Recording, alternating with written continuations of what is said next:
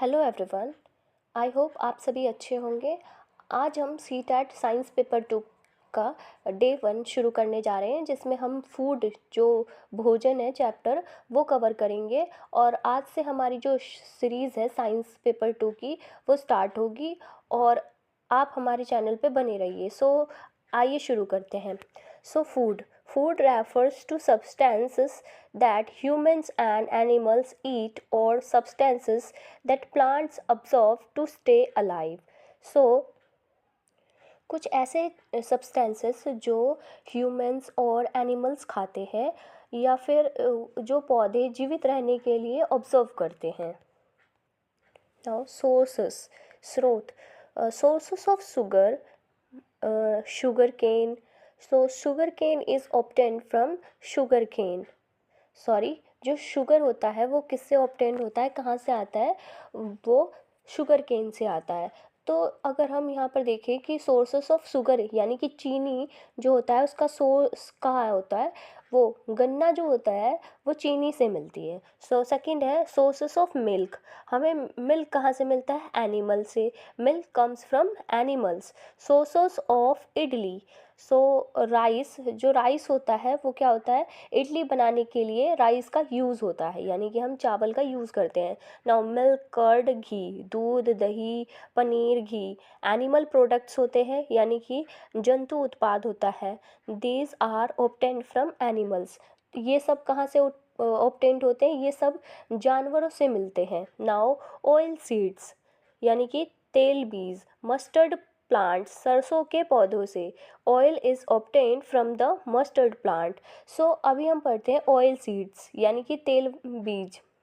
जो mustard plants होते हैं यानी कि सरसों के पौधों से हमें क्या मिलता है? मस्टर्ड प्लांट से हमें तेल मिलता है। Now note, we eat various part of plant such as the root यानी कि जड़, stem, leaves, fruits and flowers. यहाँ पर हम पौधों के लिए कई अलग अलग पार्ट्स खाते हैं। मतलब जो हम प्लांट्स के हम क्या करते हैं, जो पौधे होते हैं उनके अलग अलग पार्ट्स को खाते हैं, जैसे कि जड़ को यानी कि रूट को खाते हैं, स्टेम यानी कि तना, लीव्स पत्तियाँ खाते हैं, फ्रूट्स फल, और फ्लावर फूल को हम क्या कर खाते हैं। Examples, beetroot, both its stem and leaves are edible. ये बीटरूट होता है, ये क्या होता है? इसका तना और पत्ते दोनों खाने लायक होते हैं, मतलब हम दोनों चीज़ इसके खाते हैं। स्पेनिच यानी कि पालक, both its leaves and stems are eaten. जो पालक होता है इसके पत्ते और तने दोनों खाए जाते हैं। Now carrot is a root that we eat. जो गाजर भी एक क्या होता है? रूट है जो हम लोग खाते हैं। नोट, कॉलीफ्लावर यानी कि गोभी and broccoli are also eaten as flower. जो गोभी होती है और ब्रोकली भी के फूल होते हैं उनको भी हम फूल यानी कि फ्लावर के रूप में खाते हैं। Not edible, the leaves of brinjal and lady finger are not edible. Not edible में क्या आता है? ब्रिंजल यानी कि बैंगन और भिंडी के पत्ते खाने लायक नहीं होते, यानी कि जो इनके पत्ते होते हैं, लीव्स होते हैं, वो नहीं खाए जाते हैं। तो ये आपको मतलब अच्छे से याद होना चाहिए कि किस किस के पत्ते नहीं खाए जाते हैं। तो यहाँ पर क्या है? बैंगन के और भिंडी के यानी कि ब्रिंजल और लेडी फिंगर के पत्ते नहीं खाए जाते। और इससे पहले हमने पढ़ा था कि जो गोभी होता है और ब्रोकली, इनके क्या होते हैं? इनके फूल, इनको फूल के रूप में खाया जाता है। Now oil yielding plants. Oil is extracted from the seeds, fruits or other parts of plants such as flowers. जो ऑयल यील्डिंग प्लांट्स होते हैं यानी कि तेल देने वाले पौधे, तेल बीजों या फूलों या फिर फलों के दूसरे हिस्से से निकला जाता है। जैसे कि आप देख सकते हैं एग्जाम्पल्स के coconut oil, olive oil, palm oil, sunflower oil, soybean oil. क्या क्या है इनके एग्जाम्पल्स? कोकोनट ऑयल यानी कि नारियल का तेल, ऑलिव का तेल और पाम का तेल, सूरजमुखी का तेल और सोया तेल, ये सब इनके एग्जाम्पल्स। मतलब कि ये सब तेल देने वाले पौधे होते हैं। Are also consumed as sprouted seeds.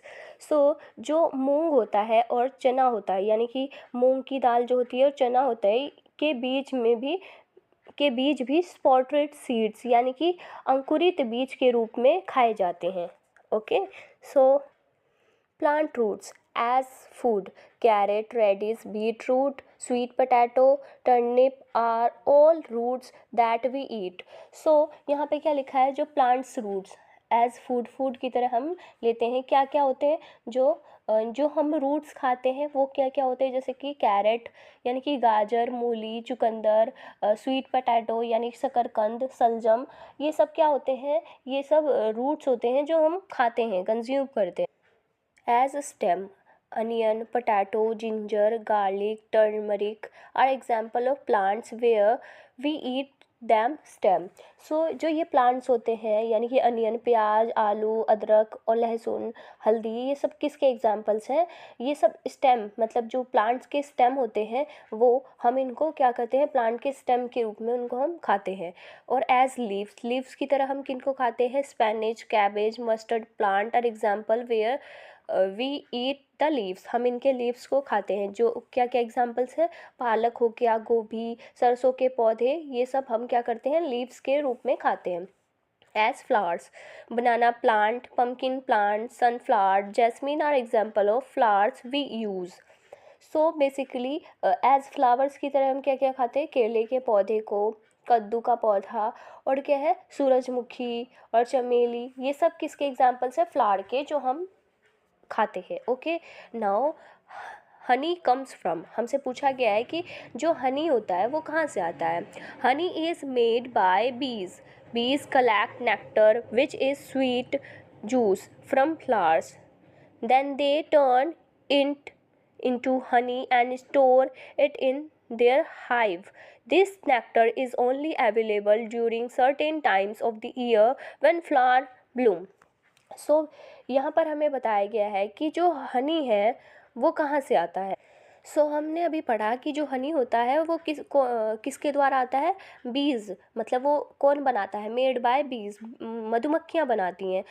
बीज कहाँ से बनाती हैं, वो कलेक्ट करती है उनको, जो फ्लावर्स होते हैं उनके जूस को कलेक्ट करती है और उनको क्या करती है, उनको स्टोर करती है अपने हाइव में, और फिर उसके बाद उसको वो क्या करती है, उनको हनी में कन्वर्ट कर देती हैं वे।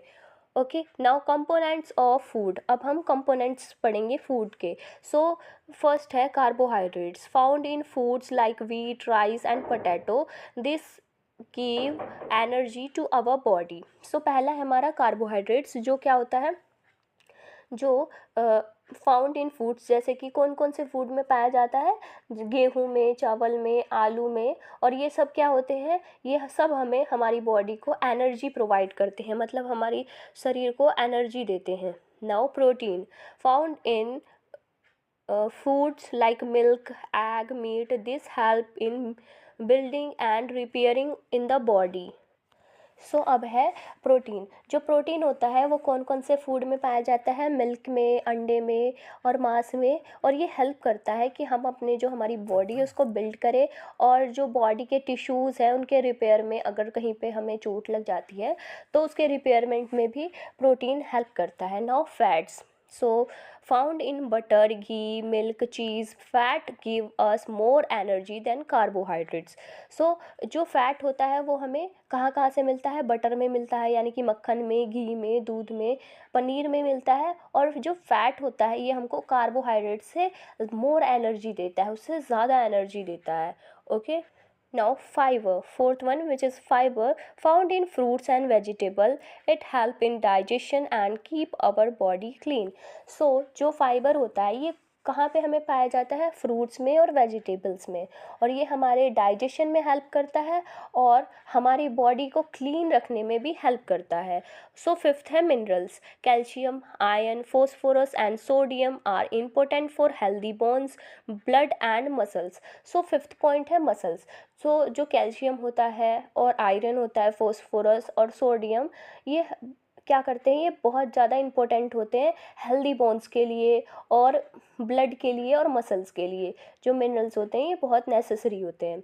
Now other important points, roughage and water होता है, यानी कि रफेज और जो होता है और पानी होता है, ये बहुत ज़्यादा इम्पोर्टेंट होता है, फूड का एक इम्पोर्टेंट पार्ट होता है जो हेल्प करता है डाइजेशन में और वेस्ट रिमूवल करने में, मतलब जो हमारी बॉडी में वेस्ट है वो रिमूव करने में जो ये बहुत हेल्पफुल होता है। जैसे कि हमारे बॉडी से वेस्ट रिमूव होता है, यूरिन है ना, यूरिन के थ्रू जो वेस्ट होते हैं वो निकल जाते हैं। Now protein, body building foods, शरीर वर्धक भोजन। सो पहला है sources of iodine. Foods that are high in iodine include seaweed, dairy, tuna, shrimp and eggs. Iodine is important for thyroid function. So हम प्रोटीन के बारे में पढ़ते हैं। जो प्रोटीन्स होते हैं ये क्या होते हैं, बॉडी बिल्डिंग फूड्स होते हैं। मतलब अगर हम प्रोटीन लेते हैं तो हमारी बॉडी जो होती है बिल्ड होती है।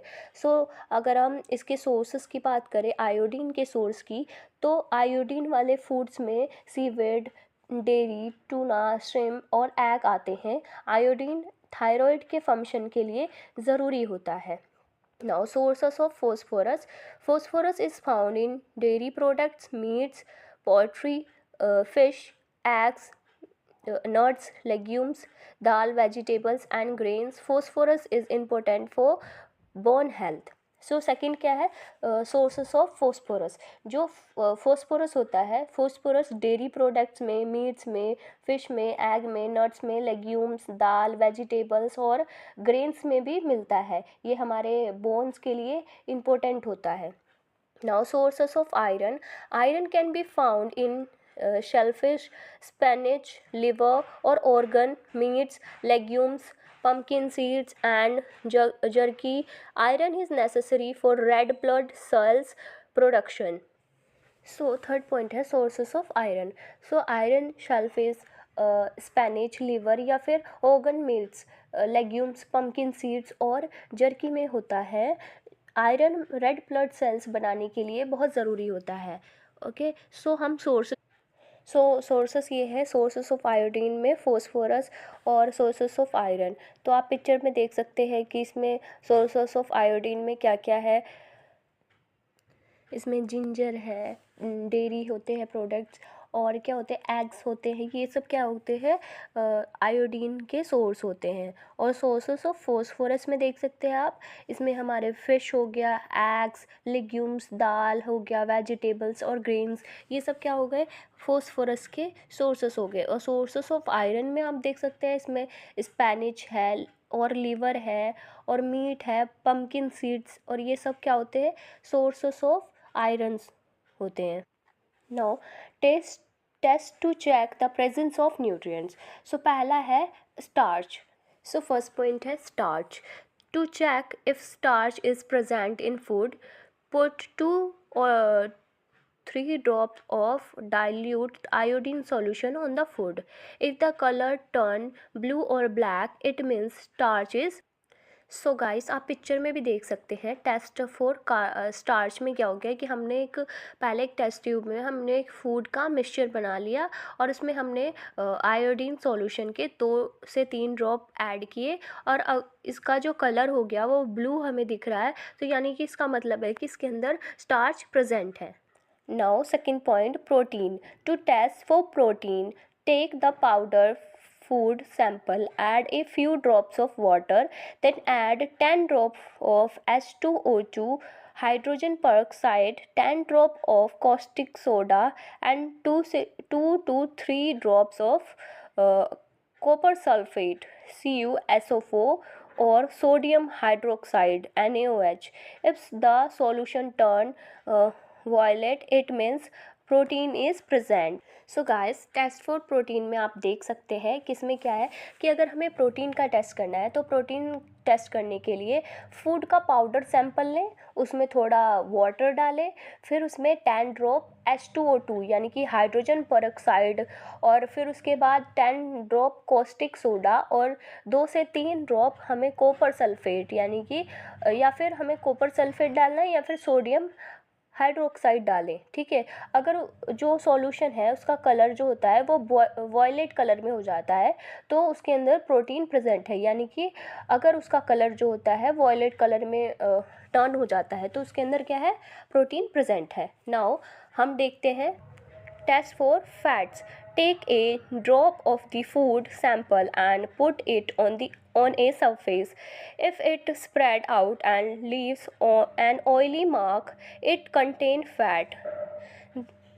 So अगर हम देखें टेस्ट फॉर फैट्स तो हमें क्या करना है, हमें टेस्ट फॉर फूड फैट्स में क्या करना है, फूड सैंपल का एक ड्रॉप लें और उसे सरफेस पे डाल दें, ठीक है, अगर वो फैल जाए और ऑयली मार्क्स छोड़ जाए तो उसमें क्या होता है, उसमें फैट जो होता है वो प्रेजेंट है। ओके, सो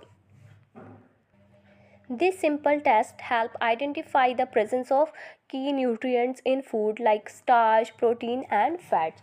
ये simple test help करते हैं कि उसमें starch, protein और fats जैसे nutrients को identify करने के लिए। Vitamins are essential nutrients that our body needs in small amounts for proper functioning. The term vitamin was coined by Casimir Funk. So vitamins हमारी बॉडी के लिए ज़रूरी न्यूट्रिएंट्स होते हैं जो हमारे बॉडी को थोड़ी क्वांटिटी में चाहिए होते हैं ताकि बॉडी प्रॉपरली काम कर सके। जो विटामिन शब्द है उसको कैशमेयर फंक ने दिया था। Now water soluble vitamin. So हम पढ़ते हैं जो विटामिन होते हैं वो दो टाइप के होते हैं, फैट सोल्यूबल विटामिन और वाटर सोल्यूबल विटामिन। सो पहला है water soluble vitamins. So water soluble vitamins में vitamin C and vitamin B, ये क्या होते हैं, विटामिन जो होते हैं ये वाटर सोल्यूबल होते हैं। Vitamin C ascorbic acid and vitamin B like B1, B2, B3, B6, B12, ये सब विटामिन बी के ग्रुप आ जाते हैं इसमें। This vitamin dissolve in water and are easily absorbed by the body. They are not stored in large amount and need to be replenished regularly through food. So क्या होता है, ये vitamin पानी में घुल जाते हैं और बॉडी में आसानी से ऑब्जॉर्व हो जाते हैं, ये बॉडी में स्टोर नहीं होते, इसलिए हमें रेगुलर फूड के थ्रू इन्हें लेना पड़ता है। Now fat soluble vitamins. So fat soluble vitamins कौन कौन से होते हैं, ADE सो आप इसे शॉर्ट में याद कर सकते हैं कीड़ा, KEDA से। सो these vitamins dissolve in fat and stored in the liver and fatty tissues. They don't need to be taken every day as the body stores them for future use. So जो fat soluble vitamins होते हैं ये vitamins fat में घुल जाते हैं और liver और फैटी टिश्यू में स्टोर हो जाते हैं। इन्हें रोज़ नहीं लेना पड़ता क्योंकि बॉडी ने स्टोर कर लेती है फ्यूचर के लिए। Now important points. So vitamin C is easily destroyed when heated. It is also an antioxidant which help protect cells from damage. Ascorbic acid. So vitamin C को एस्कॉर्बिक एसिड कहा जाता है और विटामिन सी को गर्म करने पर ज़्यादा ये डैमेज हो जाते हैं, इसलिए कहते हैं कि जो विटामिन सी होते हैं उनको कच्चा ही खाना चाहिए और ये एंटीऑक्सीडेंट होते हैं जो सेल्स को प्रोटेक्ट करते हैं। So vitamin K is important for blood clotting. So जो विटामिन के होता है यानी कि ब्लड क्लोटिंग में हेल्प करता है, यानी कि जो हमारे ब्लड होते हैं, खून होता है, उसको क्लोट करने में हेल्प करता है। Now vitamin B12 contains cobalt in its structure. So vitamin B12 में कोबाल्ट होता है। So now vitamin A and vitamin D R found in abundance in fish liver. So vitamin A और vitamin D fish के liver में ज़्यादा मिलता है। Now deficiency diseases and symptoms. अब हम क्या क्या पढ़ेंगे कि डिफिशिएंसीज पढ़ेंगे और उनके डिसीजेस और उनके सिम्टम्स को पढ़ेंगे। सो पहला है विटामिन ए फॉर विज़न। जो विटामिन ए है वो किस चीज़ के लिए, विज़न के लिए। Vitamin A for vision diseases night blindness और कंप्लीट विज़न लॉस सिम्टम्स हैं, poor vision especially at night. So जो पहला है विटामिन ए, इसमें क्या होता है, ये आँखों के लिए है और इसमें डिजीज़ क्या होती है, बीमारी क्या होती है, नाइट ब्लाइंडनेस या फिर पुअर विज़न हो जाता है, मतलब हमें दिखाई देना कम हो जाता है। सिम्टम्स क्या होते हैं, रात में आँखों का दिखाई देना मुश्किल है, पुअर विज़न हो जाता है। नाउ सेकेंड है विटामिन B1 यानी कि थायमिन फॉर एनर्जी। जो विटामिन B1 होता है ये किसके लिए होता है, थायमिन, एनर्जी के लिए होता है। सो इसकी जो डिजीज़स है वो बेरी और सिम्टम्स होते हैं weak muscles, tiredness, lack of energy. So इसमें जो बीमारी होती है बेरी हो जाता है इसमें, और इसके सिम्टम्स होते हैं कमज़ोर हो जाते हैं मसल्स, थकान होता है और एनर्जी की कमी। मतलब हमने पहले पढ़ा कि जो विटामिन B1 है ये एनर्जी के लिए होता है, यानी कि इसमें जो सिम्टम्स होते हैं क्या क्या होते हैं कि हमारे जो मसल्स होते हैं वो कमज़ोर हो जाते हैं, हमें थकान फील होता है और एनर्जी की कमी होती है।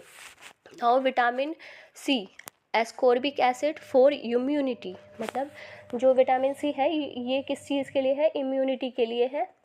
इसकी डिजीज़ है स्कवरी, सिम्टम्स हैं bleeding gums, wound take longer to heal. So इसकी बीमारी होती है क्या, स्कवरी हो जाता है इससे, और इसके सिम्टम्स है गम्स का ब्लीडिंग होना स्टार्ट होता है, चोट का हील होने में टाइम लगता है। Now vitamin D for bones, diseases है rickets mainly in children, symptoms soft and bent bones, bone deformities. So जो फोर्थ विटामिन है विटामिन D, ये क्या है, किसके लिए, ये बोन्स के लिए, हड्डियों के लिए है। इसकी बीमारी से क्या होता है, रिकेट्स ज़्यादातर क्या होता है बच्चों में होता है, सिम्टम्स है सॉफ्ट और बेंट बोन्स हो जाती हैं, हड्डी की प्रॉब्लम्स होती है।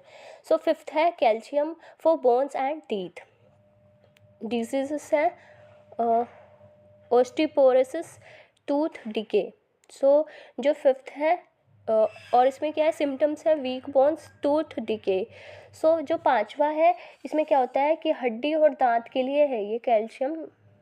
सो इसकी बीमारी होती है ओस्टियोपोरोसिस हो जाता है, इससे दांतों के डिके यानी कि जो दांत होते हैं वो टूटने लगते हैं, और सिम्टम्स होते हैं कमज़ोर हो जाती हैं हमारी हड्डियां, और दांत जो होते हैं वो टूटना स्टार्ट कर देते हैं। नाउ सिक्स्थ पॉइंट है iodine for thyroid function, diseases goitre, symptoms हैं सोइलन नेक, मेंटल प्रॉब्लम इन चिल्ड्रंस।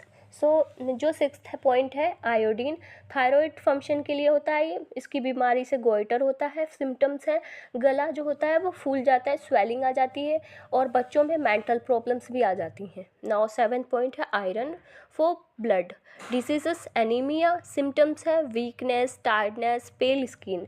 सो जो आयरन होता है ये खून के लिए होता है, और बीमारी क्या होती है, इसे अनीमिया हो जाता है, और इसके सिम्टम्स है कमजोरी, थकान, पीला रंग हो जाता है। Okay, now balanced diet, our diet should contain all the nutrients that our body needs and in the right amount. In addition, our diet should also include enough dry matter and water. So अब क्या है हमारा balance diet, हमारे diet में उन सारे nutrients होने चाहिए जो हमारे बॉडी को ज़रूरत होती हैं, और वो भी सही मात्रा में। इसके अलावा हमारे डाइट में काफ़ी ड्राई मैटर्स और पानी भी होना चाहिए। सो अब है क्या, माइक्रोन्यूट्रिएंट्स एंड मैक्रोन्यूट्रिएंट्स। सो जो न्यूट्रिएंट्स होते हैं वो दो टाइप के होते हैं, माइक्रो और मैक्रो। सो हम पहला पढ़ते हैं micronutrients. This are the nutrients that the body needs in very small amounts such as vitamins and minerals. So first point है माइक्रोन्यूट्रिएंट्स, ये वो न्यूट्रिएंट्स हैं जो बॉडी को बहुत कम मात्रा में चाहिए होते हैं, जैसे विटामिन्स और minerals. Now macronutrients, these are the nutrients that the body needs in larger amount such as carbohydrates, protein and fats. So macronutrients क्या होते हैं, ये वो न्यूट्रिएंट्स होते हैं जो बॉडी को ज़्यादा मात्रा में चाहिए होते हैं, जैसे कि कार्बोहाइड्रेट्स, प्रोटीन्स और fats. Now 16 essential elements for plant life. So जो यहाँ पर हमें बताया गया है कि प्लांट लाइफ के लिए 16 एसेंशियल एलिमेंट्स यानी कि ज़रूरी जो एलिमेंट्स होते हैं वो। So basic nutrients most needed by plants. So जो बेसिक न्यूट्रिएंट्स होते हैं जो प्लांट को सबसे ज़्यादा चाहिए होते हैं कि वो क्या क्या होते हैं, कार्बन, हाइड्रोजन और ऑक्सीजन।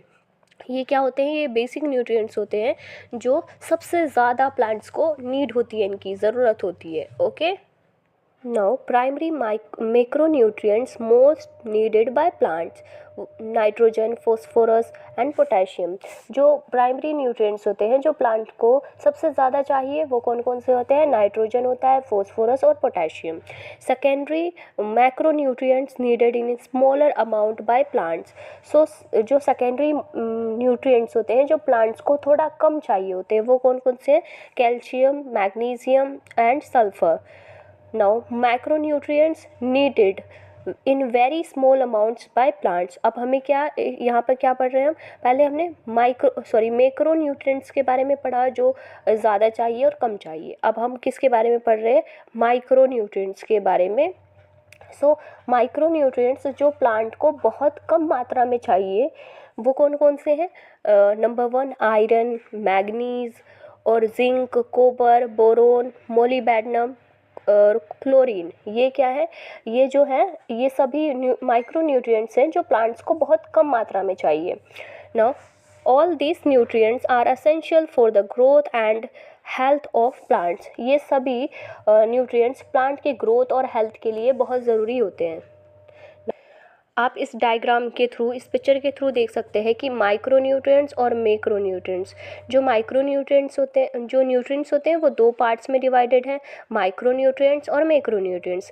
जो माइक्रोन्यूट्रिएंट्स हैं वो कम्स को और जो मैक्रोन्यूट्रिएंट्स हैं वो थोड़ा ज़्यादा अमाउंट में चाहिए। और यहाँ पे 16 एसेंशियल एलिमेंट्स बताए गए हैं जो प्लांट्स की लाइफ के लिए नेसेसरी होते हैं। सो बेसिक न्यूट्रिएंट्स जो हमने अभी पढ़े थे, कार्बन होते हैं और नाइट्रोजन होते हैं और क्या होता है, ऑक्सीजन। ये सब हमने अभी डिस्कस किया। और प्राइमरी और सेकेंडरी मैक्रोन्यूट्रिएंट्स हमने अभी डिस्कस किया। और क्या डिस्कस किया हमने, माइक्रोन्यूट्रिएंट्स भी डिस्कस किए जो प्लांट को कम मात्रा में चाहिए। सो यहाँ पर उनके नाम भी दिए गए हैं, आप देख सकते हैं। और वैसे हमने ये नोट्स में भी डिस्कस कर लिया है। सो आज के सेशन के लिए बस इतना ही। और सो थैंक यू एवरीवन।